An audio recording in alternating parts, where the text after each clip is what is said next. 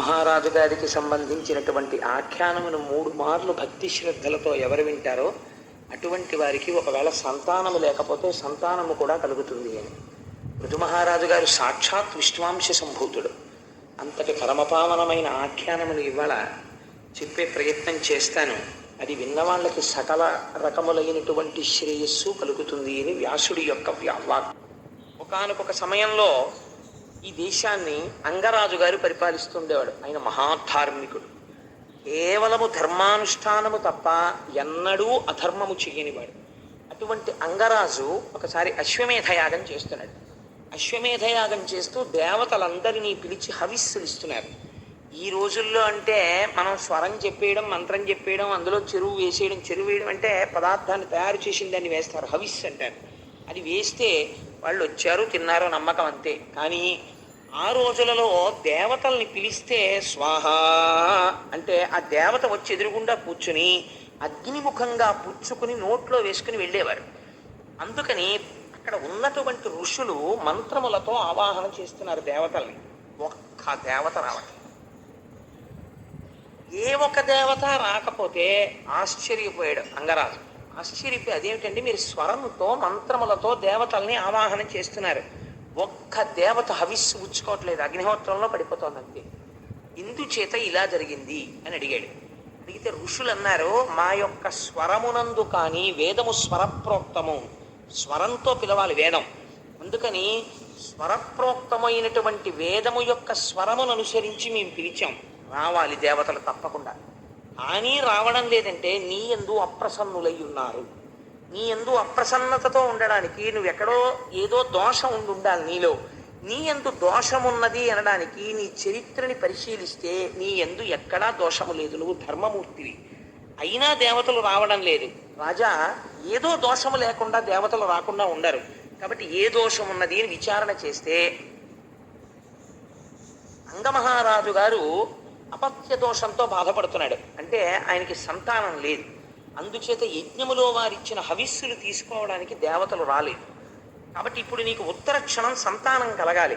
నీవు చేసినటువంటి పాపములు గత జన్మలలోవి ప్రతిబంధకంగా ఉండడం వల్ల ఈ జన్మలో నీకు సంతానము కలగడం లేదు. ఇప్పుడు ఈ ప్రతిబంధకాన్ని తీసేయాలంటే దానికి ఏమిటి నివారణోపాయం? ప్రపంచంలో మహానుభావుడైనటువంటి శ్రీమన్నారాయణుడు ప్రసన్నుడు కావాలి. అందుకని శ్రీమన్నారాయణుణ్ణి ప్రసన్నం చెయ్యడానికి మేము వేరే యాగం చేస్తాం. ఆ యాగము చేత శ్రీ మహావిష్ణువు తృప్తి పడితే నీకు సంతానము కలుగుతుంది అన్నారు. అంటే సరే యాగము చెయ్యమన్నాడు. ఆ యాగం చేశారు. యాగము పూర్తవగానే అంటే భగవంతుని యొక్క అనుగ్రహము అంటే ఎలా ఉంటుందో చూడండి. ధర్మశాస్త్రం అంటే ఎంత నిక్కచ్చిగా ఉంటుందో చూడండి. యాగము పూర్తవగానే అందులోంచి బంగారు వస్త్రములను ధరించి చిత్ర విచిత్రములైన మాలలు వేసుకుని చేతిలో బంగారు కలశములు పట్టుకుని ఒక పురుషుడు యజ్ఞగుండంలోంచి ఆవిర్భవించి అంగరాజా, ఈ పాయస పాత్రలో ఉన్నటువంటి పదార్థమును నీ భార్య చేత తినిపించు, నీ ధర్మపత్ని చేత తినిపించు, నీకు అపత్య దోషం పోయి సంతానము కలుగుతుంది అన్నారు. అంటే ప్రసాదమును తీసుకోండి అని అంటారు. అందుకే కారణం.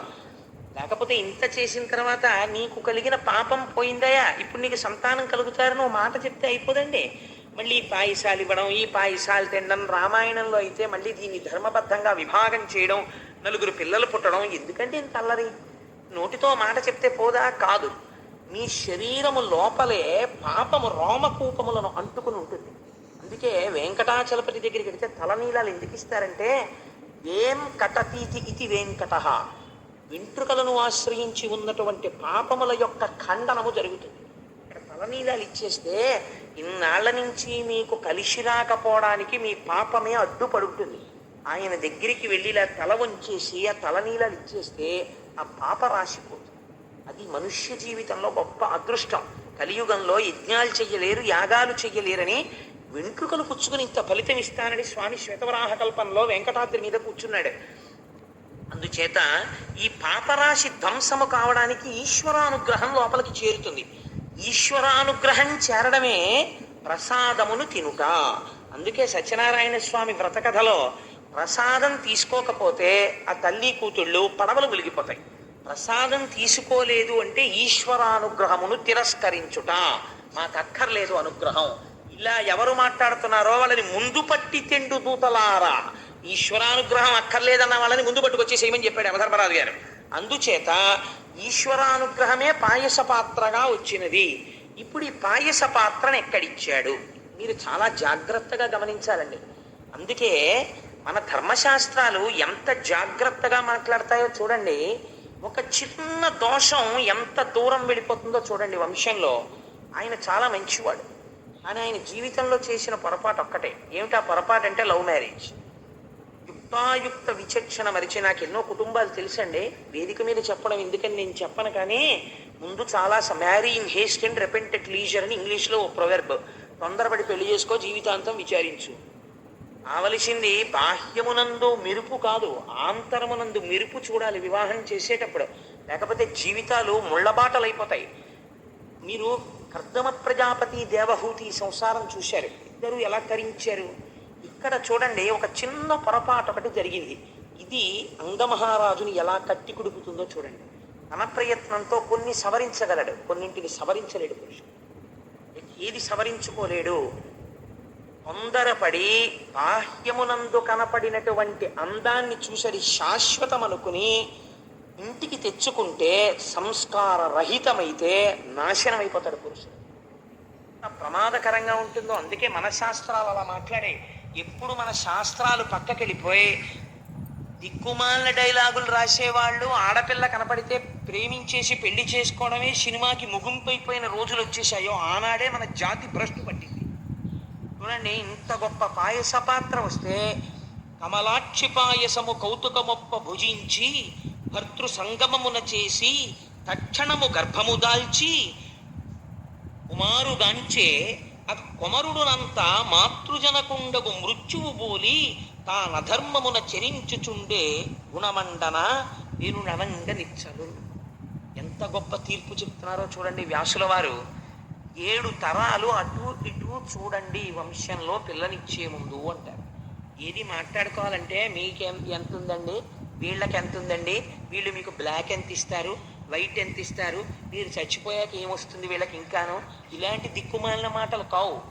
ఈ తరాలలో మహాభక్తుడైన వాడు ఎవడైనా ఉన్నాడా? అసలు ఉంటే ఆ తేజస్సు, ఆ పోలిక తన కుమార్తె కడుపున మళ్ళీ పుట్టవచ్చు. అందుకని వంశం చూస్తారు, అటువైపు మహాభాగవతులైన వారు ఉన్నారా అన్నది చూస్తారు. అందుకే చూడండి ఎంత పొరపాటు జరిగిపోయిందో. తానైతే యాగం చేశాడు, అటువంటి ప్రజాపతి యొక్క అనుగ్రహాన్ని పొందాడు. పాయస పాత్ర వచ్చింది, భార్యకి తీసుకెళ్ళి ఇచ్చాడు. ఆవిడ పేరు సునీత. ఆవిడ చూడండి భర్తృ సంగమము చేతనే సంతానాన్ని పొందింది. తేజస్సు అంగరాజు యొక్క తేజస్సే, క్రమబద్ధమైనటువంటి సంగమే. ఆ తేజస్సే ఆవిడ యందు చేరింది. కానీ ఇప్పుడు అది ప్రజోత్పత్తిని చేసింది. కారణమేమి? ఇన్నాళ్ళు ఎందుకు చేయలేకపోయింది అంటే ప్రజోత్పత్తిని చెయ్యడానికి వీలు లేనటువంటి స్థితి, పాపము ఇన్నాళ్ళు సంతానము కలగకుండా చేసింది. ఇప్పుడు ఆ విఘ్నం పోయింది. కాబట్టి ఇప్పుడు సంతానము కలగడానికి కావలసిన యోగ్యత సిద్ధించింది. కానీ క్షేత్రశుద్ధి జరగలేదు. క్షేత్రమునందు దోషము, క్షేత్రమునందు దోషముండి విత్తనము గొప్పదైనా మొక్క మొలవదు. ఒలిచిన కావలసినన్ని కాయలు పళ్ళు పండవు.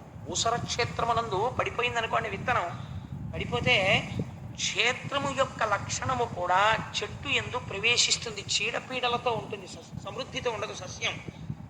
ఏమి జరిగింది? ఎంత నిర్దాక్షిణ్యంగా మాట్లాడుతుందో చూడండి భాగవతం. పెళ్ళి నా ఇష్టం అన్న మాట ఎంత ప్రమాదమో, ఆ తర్వాత ఎంత ఏడుస్తాడో చూపిస్తాను. అంగరాజు చాలా ధార్మికుడే. ఏం జరిగింది? ఆయనకి వివాహము చేసినప్పుడు మృత్యువు యొక్క కుమార్తె అయిన సునీతనిచ్చి వివాహం చేశాడు. సునీత గొప్ప మంత్రశక్తి కలిగినటువంటి తల్లి. ఆవిడ యందు దోషం లేదు, కానీ ఒక దోషం వచ్చింది. ఎక్కడి నుంచి వచ్చింది? ఆవిడ తల్లి గారు, ఆవిడ యొక్క తండ్రి గారు మృత్యువు. అందుచేత ఒకరిని మృత్యు అనేటటువంటిది ఎవరికి సంతోషకారకం కాదు కదండి. అందుకే అసలు ఎవరు ఇంట్లో దక్షిణ దిక్కుకు తిరిగి నమస్కారం చేయరు. కారణం ఏంటంటే దక్షిణ దిక్కుకు తిరిగి చేసిన నమస్కారం యమధర్మరాజు గారికి చేస్తారు. ఆయన గబుక్కుని రోజు తిరిగి నమస్కారాలు ఎట్టేస్తున్నారు అనుకోండి, మీరు పూజామూర్తులన్నీ ఈశ్వర విగ్రహాలన్నీ ఉత్తర దిక్కుగా పెట్టి మీరు దక్షిణ దిక్కుకి తిరిగి నమస్కారాలు చేయడం మొదలెట్టారు అనుకోండి, ఆయన పుచ్చుకోవడం మొదలెట్టారు అనుకోండి, పాపం వీడు రోజు పెట్టేస్తున్నాడు రా మనకి దండాలు, వీడు తప్ప పెట్టేవాడు లేడు, సో నేను ప్రసన్నుడనవుతున్నాను, నేను చెయ్యగలిగిన విధి నీ పట్ల నేను చేసేస్తానన్నాడు అనుకోండి, ప్రమాదం వచ్చేస్తుందని వీడికి భయం. కానీ ఆయన అలా చేయడు పాపం, అలా ఈ టైంకే వస్తాడు ఆయన. వద్దన్నా రావద్దన్నా టైంకి వచ్చేవాడు ఆయన ఒక్కడే దిక్పాలకుల్లో, సూర్య భగవానుడు ఒకడు.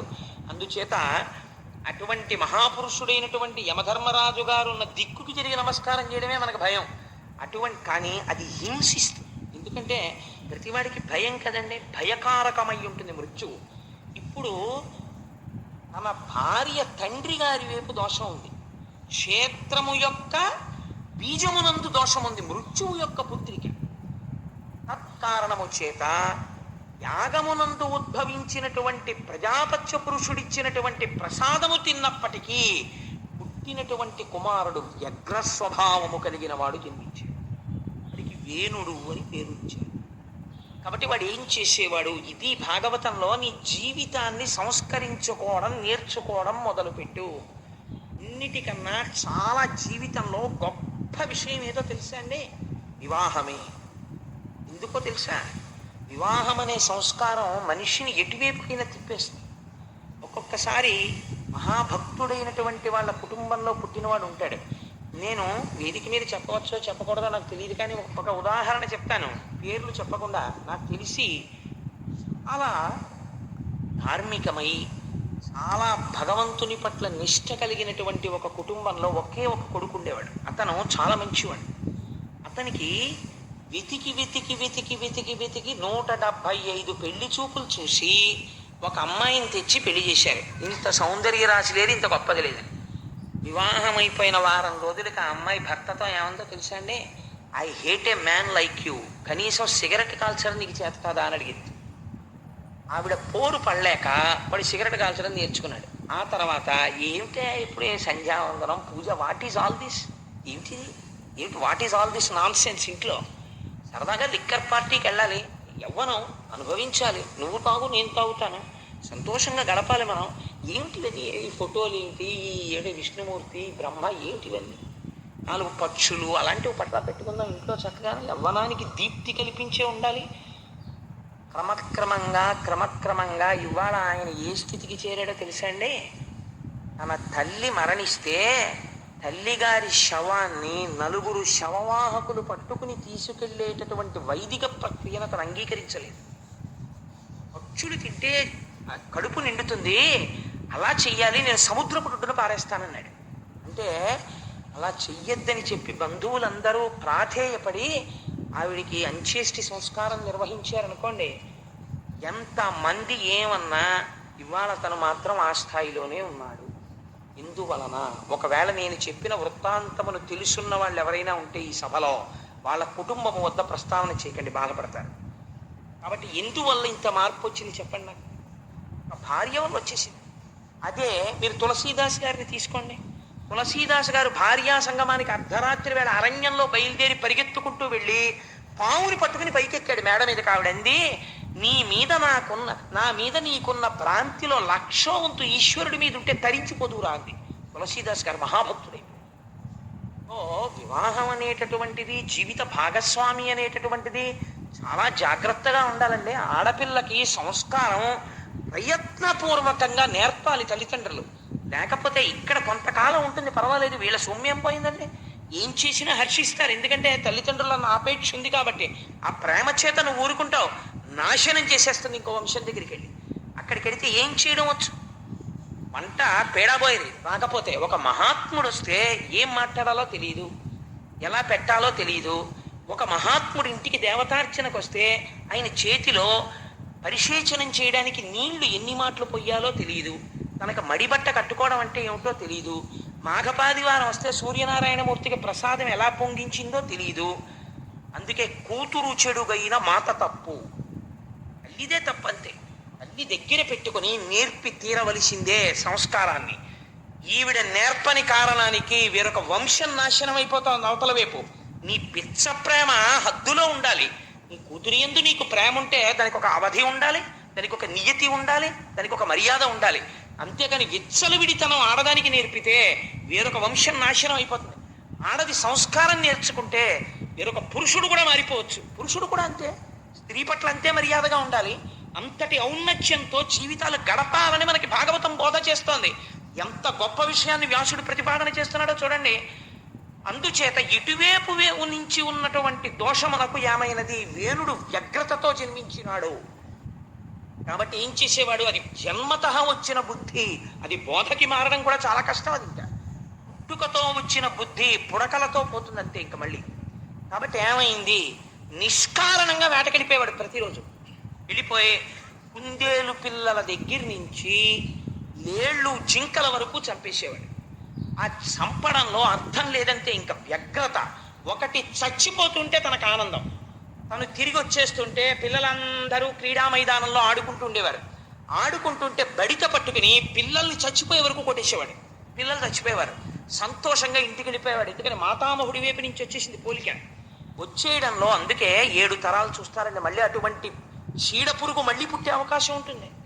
కాబట్టి తాను చేసిన పాపం తనతో ఆగదు, తర్వాత తన పిల్ల మనవలు మునిమనవలు ఇంతమంది పాడై చరిత్రే వక్రీకరింపబడిపోతుంది. అలా జాగ్రత్త స్మా. జీవితం అంటే ఏమిటో అనుకుంటున్నావు, హ్యాండిల్ విత్ కేర్ జీవితమే అన్నది చూపిస్తున్నాడు వ్యాసుడు. కాబట్టి ఏమైంది, ఇలాంటి పిల్లవాడిని రోజు దగ్గర కూర్చోబెట్టుకుని అంగరాజు ధర్మబోధ చేసేవాడు. రే నాయనా, లేక లేక పుట్టావు, పుత్రకామేష్టి చేశాను, చేస్తే పుట్టినవాడివి, నీ దురంతములు వినలేకపోతున్నాను. ప్రతిరోజు రాజ్యంలో ఉన్న వాళ్ళు వచ్చి మా పిల్లల్ని చంపేశాడని చెప్పడమే, ఇదేమి ప్రారంధం రా, ఇలా చెయ్యకని చెప్పేవాడు. ఈయన చెప్పడం, కనుబొమలు ఎగరేసేవాడు. తండ్రి పట్ల మర్యాద ఉండేది కాదు, గౌరవం ఉండేది కాదు. మళ్ళీ తెల్లవారి లేవడం, మళ్ళీ పాపకృత్యాలు చేయడం. ఒకరోజు రాత్రి తండ్రి ప్రాణం విసిగిపోయింది. వైరాగ్యం కమ్స్ లైక్ ఫ్లడ్ అంటే ఇదే. ఒకరోజు భార్య కొడుకు నిద్రపోతున్నారు. అంగరాజు గారు మాత్రం నిద్ర పట్టక ఒక కుర్చీలో కూర్చున్నాడు. ఆయన అనుకున్నాడు, నా జీవితానికి ఏమి సార్థకత, ఒకటి నా కొడుకు సత్ప్రవర్తన కలిగిన వాడై నా తర్వాత సింహాసనాన్ని అధిష్ఠించి రాజ్యపాలనము చేసి చక్కగా నాకు పేరు తెచ్చి నా శరీరము పడిపోయిన తర్వాత గయలో శ్రాద్ధం పెట్టాలి. అలా వాడన్నా నన్ను ఉద్ధరించాలి. కొడుకుండాలని అందుకు కోరుకుంటారు. దిక్కుమాలిన కొడుకు ఉంటే ఎంత, ఊడిపోతే ఎంత, అలాంటి కొడుకు లేకపోతే నష్టమేం లేదు. కాబట్టి ఈ కొడుకు వల్ల నాకు ఒక గొప్ప ప్రయోజనం కనపడుతోంది. ఏమిటా ప్రయోజనం, ఎప్పుడో నాకు వైరాగ్యం వస్తుందో రాదో, ఈ భోగాలతో ఇలా మగ్నత పొందుతానో, కానీ వీడు ఈశ్వరుల్లాగా ఇంత దుష్టుడు పుట్టి నాకు, అంటే ఈశ్వరుల్లా అంటే నేను దుష్టుడి సామ్యం చెప్పానని కాదు, వైరాగ్యం ఇవ్వడంలో, వీడు నా మాట వినడు, నాకు అప్రతిష్ఠ వచ్చేస్తోంది అన్న బెంగతో, ఇలాంటి కొడుకు ఉన్న చోట నాకు ఇంత రాజ్యం ఉంటే ఎంత, సింహాసనం ఉంటే ఎంత, రోజు వీడికి చెప్పుకునే కన్నా ఎక్కడికో పోయి ఈశ్వరారాధన చేసుకుని మట్టిలో కలిసిపోతే మంచిది. కాబట్టి ఇంకా నేను ఈ కొడుకు, నా కొడుకు వీడిని చంపలేను. ఎందుచేత అంటే ఉన్నదొక్క నలుసు, వీడిని రేపొద్దున్న రాజుని చేయలేను, యవరాజ్య పట్టాభిషేకం చేసి వానప్రస్థానికి వెళ్ళలేను, ప్రజలకి తీసుకొచ్చి ఒక బందిపోటు దొంగనప్పచెప్పినట్టు అయిపోతుంది. అందుకని వీడికి యవరాజ్యం ఇవ్వలేను, ఇవ్వకుండా ఉందామంటే కుదరదు. ఇంత చిత్తక్షోభ పడే కన్నా మనము విరాగులమై అరణ్యములకు వెళ్ళిపోదాం అని చెప్పి ఒక రాత్రి వేళ అన్ని భోగములు కలిగినటువంటి అంతఃపురాన్ని, తన భార్యని, తన బిడ్డని విడిచిపెట్టి గురువులకు కూడా చెప్పకుండా తానొక్కడే కాలినడకన నడిచి అరణ్యంలోకి వెళ్ళిపోయాడు. ఇప్పుడు చెప్పండి, దుర్మార్గుడైన కొడుకు జన్మిస్తే ఎంత సన్మార్గుడైన తండ్రి అయినా ఎంత బాధపడ్డాడో ఆలోచించండి. అది అంగరాజు యొక్క పొరపాట, ఎంత మాత్రమూ కాదు. కానీ ధార్మికుడు శిక్షింపబడినాడు. దీని వలన క్షేత్రము యొక్క జనన కారణమైన బీజమునందున్న దోషము చేత తాను శిక్షింపబడ్డాడు. ఎంత ఎలా ఉంటాయో చూడండి వివాహాలంటే. ఆయన అడవికి వెళ్ళిపోతే మర్నాడు పొద్దున్న అంతఃపురంలో రాజు కనపడలేదు. కనపడకపోతే అక్కడ ఉన్నటువంటి గురువులు చూశారు, ఋషులు చూశారు, మహర్షులు చూశారు. అరేరే కనపడటం లేదు రాజు, రాజు లేకపోతే రాజ్యం క్షోభిస్తుంది, కాబట్టి మనం ఉత్తర క్షణం రాజుని తీసుకురావాలని చెప్పి అరణ్యాలలోకి వెళ్ళి వెతికారు. ఎక్కడ వెతికినా రాజు కనపడలేదు. తిరిగి వచ్చేసారు. వచ్చేసి ఇప్పుడు ఉన్నవాడెవరు, ఉత్తరాధికారి రాజకుమారుడు వేణుడే కనుక ఏమో చూద్దాం, ఈశ్వరుడి అనుగ్రహం, మనమెందుకు ఆయన కొడుకు రాజు కాకుండా మనం అడ్డుపడాలి, ధర్మం తెలుసున్నవాడు ధర్మంతో ప్రవర్తించాలి, కాబట్టి పట్టాభిషేకం చేద్దాం, మార్పు రాకపోతే అప్పుడు మనం చూద్దాం ఈయన విషయం అని చెప్పి ఆయన తల్లిగారైనటువంటి సునీతతో మాట్లాడి ఈ వేణుడికి పట్టాభిషేకం చేశారు. వేణుడికి పట్టాభిషేకము చేసిన తర్వాత ప్రజల యొక్క పరిస్థితి ఎట్లున్నది అనడానికి పోతన గారు ఒక గొప్ప ఉదాహరణ చెప్పారు. ఒక కర్ర యొక్క కన్నములలో చాలా కాలము నుంచి చీమలు ఆవాసం చేస్తున్నాయి అనుకోండి. ఆ కర్రకి అకస్మాత్తుగా రెండు వైపులా అగ్నిహోత్రం అంటుకుంది అనుకోండి. ఇప్పుడు ఈ చీమలు ఎటువైపు నుంచి పారిపోతాయి? అలా వేణుడు రాజు అయిన తర్వాత ఇటు రాజు వైపు నుంచి బాధ, అటు క్రూరుల వైపు నుంచి బాధ. వీడికి స్నేహితులు వాళ్ళే. అందుకని ఇద్దరూ కలిపి ప్రజల్ని నలిపేస్తున్నారు. ఎక్కడ లేని బాధ పడిపోతున్నారు. యజ్ఞయాగాది క్రతువులు లేవు. ఎవరైనా ఎక్కడైనా యజ్ఞం చేసినా యాగం చేసినా వెంటనే వాళ్ళని శిక్ష వేసేవాడు. మీకెవరు రా ఈశ్వరుడు? రాజు ఈశ్వరుడు. కాబట్టి మీరు యజ్ఞం చేస్తే ఎవరి పేరు మీద చెయ్యాలి? నాకు చెయ్యాలి యజ్ఞం. యాగం చేస్తే నాకు చెయ్యాలి. పూజ చేస్తే ఈశ్వర ప్రతిమలు అవి ఏం పనికిరావు. అందరూ కూడా వేణుని యొక్క చిత్రపటాలని ఇంట్లో పెట్టుకోవాలి. ఆయనకే ఆరాధన చెయ్యాలి. ఇదొక వెర్రి.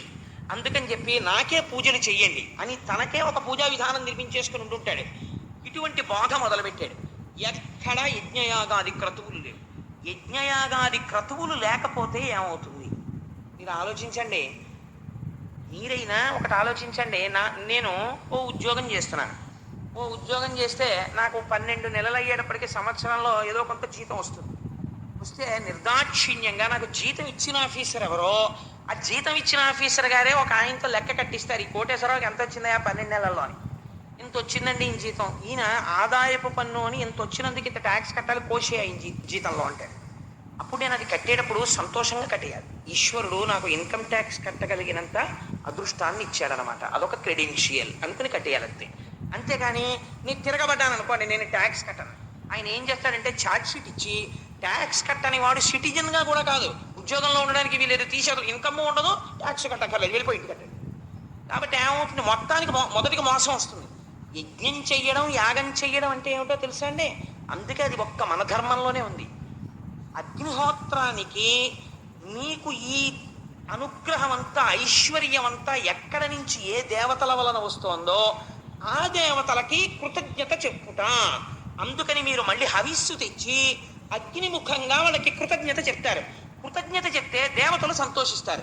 సంతోషిస్తే అందరూ సంతోషంగా ఉండేటట్టు లోక కళ్యాణకారకమైనటువంటి ఐశ్వర్యమును కురిపిస్తారు. ఇప్పుడు ఆయన ఏమంటున్నాడు? యజ్ఞయాగాది క్రతువులు చెయ్యవద్దంటున్నాడు. ప్రజల్ని పీడిస్తున్నాడు. ఇప్పుడు కోపం ఎవరికి వచ్చింది? భూదేవికి వచ్చింది. ఎందుకని? ఇక్కడే రహస్యం అండి. ఒక నామం ఒకటి ఉంది. అది శివనామాల్లో ఉంటుంది, విష్ణు సహస్రంలో ఉంటుంది. సర్వ శివస్థాన భూతాధిర్నిధిరవ్యయ. శర్వుడన్న పేరు శ్రీ మహావిష్ణువుకు ఉంది. శర్వుడన్న పేరు పరమశివుడికి ఉంది. శర్వాణి అన్న పేరు పార్వతీదేవికి ఉంది. శ్రీదేవి అన్న పేరు శ్రీ మహావిష్ణువు యొక్క భార్య అయిన లక్ష్మీదేవికి ఉంది. శర్వుడు అంటే చితి రూపమూర్తి, భూమి రూపంలో ఉంటాడు. మీకు ఏ ఐశ్వర్యం కావాలన్నా భూమిలోంచే వస్తుంది. తినడానికి తిండి భూమిలోంచి, మొక్కజొన్న పొత్తు తిండిలోంచి, కాఫీకి కావలసిన కాఫీ గింజలు భూమిలోంచి, పంచదార చెరుకులోంచి, ఒక కారు ఇనుము గనిలోంచి, కారు నడవడానికి పెట్రోలు భూమిలోంచి, ఏది కావాలన్న ఓ బొగ్గు భూమిలోంచి. ఇప్పుడు శర్వుడి నుంచి శర్వాణి వస్తుంది. ఈ ఐశ్వర్యం ఎందుకు ఇవ్వాలి ఈశ్వరుడు? మీరు యజ్ఞయాగాది క్రతువులు చేస్తే సంతసించి ఇవ్వాలి. భూమాత అనుకుంది వీళ్ళు తమకి తింటున్నారంతే, కృతజ్ఞత లేదు, యజ్ఞయాగాది క్రతువులు లేవు, కాబట్టి నేను ఓషధీ శక్తిని ఉపసంహారం చేస్తున్నాను. ఆ గొప్ప మాట చూడండి. ఓషధీ శక్తి అంటే ఏమిటో తెలుసా అండి? మీరు ఒక వడ్లు గింజని పట్టుకెళ్ళి భూమిలో పెడతారు. పెడితే మీరు ఏం నమ్ముతారు? నీరు పోసి నాగలి పట్టి దున్నేసి చక్కగా మెత్తగా భూమి అయిపోయిన తర్వాత అందులో వడ్లు జల్లేస్తే అందులోంచి మొక్కలు వస్తాయి. లేకపోతే ఏదో గోంగూర విత్తనాలు జల్లారు, గోంగూర మొక్కలు వస్తాయి. సపోజ్ గోంగూర రావడం మానేసింది అనుకోండి, మీరు ఏం చేస్తారు? వ్యవసాయ అధికారుల్ని తీసుకొచ్చాయా ఏంటంటే ఇక్కడ ఏం పండట్లేదని అడుగుతారు.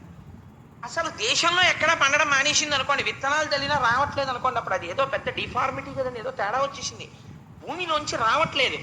భూమిలోంచి వచ్చాక పురుగులు పడితే ఏం చేయాలో చెప్తారు. లేకపోతే ఒక విత్తనం వేస్తే ఇన్ని ధాన్యం వచ్చేది ఏదో చెప్తారు. అంతేకాని అసలు భూమిలోంచి విత్తనాన్ని మొలకెట్టేట్టు చేసిన వాడు శాస్త్రజ్ఞుడు కాదు, ఈశ్వరుడు.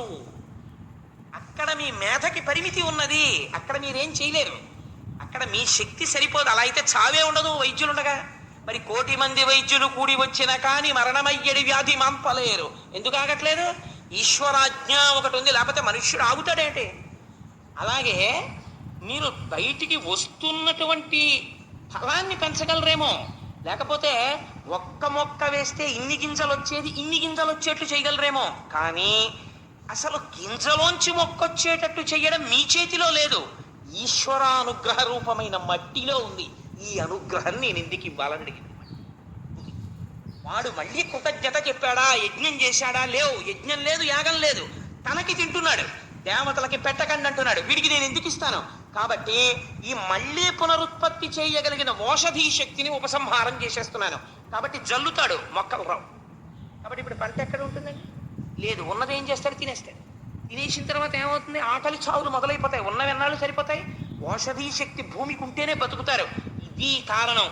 పృథివిని చూస్తే కంచి వెళ్ళి పృథివీలింగానికి అభిషేకం భారతీయులు ఎందుకు చేశారంటే, చేతకాని వాళ్ళై పాలు పట్టుకెళ్ళి పెరుగు పట్టుకెళ్ళి నెయ్యి పట్టుకెళ్ళి శివలింగాల మీద పోయి లేదు, పృథివీ యొక్క శక్తికి నమస్కారం చేశారు. చేసి ఇది ఈశ్వర శక్తి అని వాళ్ళు నమస్కరించారు. అలా దర్శించినది మన ఋషులొక్కరే. అందుచేతనే యజ్ఞయాగాది క్రతువులు వచ్చాయి. ఈ క్రతువులాగితే భూమికి కోపం వచ్చి ఓషధీ శక్తిని ఉపసంహారం చేసి